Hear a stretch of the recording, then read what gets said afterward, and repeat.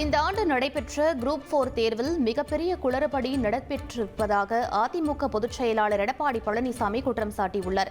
திருச்சி மாவட்டம் துறையூர் பகுதியில் நடைபெற்ற மக்களை காப்போம் தமிழகத்தை மீட்போம் எழுச்சி பயணத்தில் பேசிய அவர், குரூப் 4 தேர்வில் நடைபெற்ற குளறுபடி காரணமாக பல மாணவர்கள் வேதனை அடைந்திருப்பதாகவும் சிலர் தற்கொலை முயற்சி செய்ததாகவும் கூறினார்.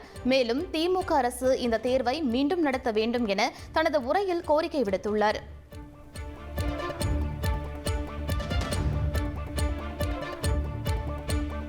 ஆண்டு ஜூலை 12ஆம் தேதி நடந்த குரூப் 4 தேர்வில் மிகப்பெரிய குளறுபடி நடந்திருக்குது.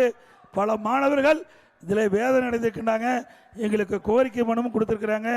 சிலர் தற்கொலை செய்வதற்கு முயற்சி செய்திருக்கிறாங்க. மீண்டும் மறு தேர்வு நடத்த வேண்டும் என்று அந்த மாணவர்கள் இளைஞர்கள் கோரிக்கை வச்சிருக்கிறாங்க.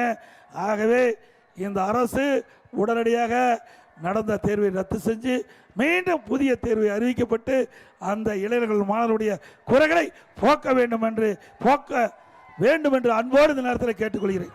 உங்கள் தந்தி ஒன் தொலைக்காட்சியில் கர்ணன் தினமும் இரவு 7 மணிக்கு காண தவறாதீர்கள்.